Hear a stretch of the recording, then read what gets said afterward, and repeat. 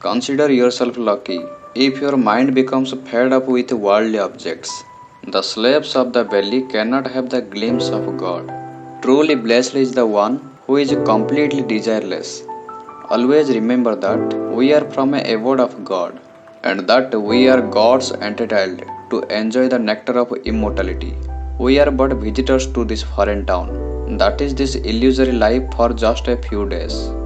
The only instrument for liberation is the state of desirelessness. One who constantly craves after sense objects is immersed in those objects, and one who meditates on the self becomes the self.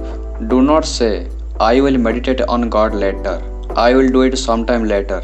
You should constantly meditate, contemplate, and let your mind dwell on the self with a great love for it. This is the sign of self attainment. This knowledge is such that it cannot be understood by merely describing it. To tell someone that sugar is sweet does not enable one to experience its sweetness. One must eat it. Brahman can be understood only by experiencing it, and this is possible only by the grace of the Guru. Only in the right fertile land, the mind of the seeker, can the grace of the Master come to fruition. One who is a seeker of his own self reaps the fruit of the blessings of the Master. One who understands himself really understands and by self-knowledge is liberated. He who has understood himself does not need anything, nor does he wish to possess anything. Beingness means consciousness or knowledge. The mind attending to the other things is what is meant by bondage.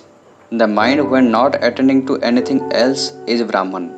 When there is no thinking about the objects in the mind is clean, it is still.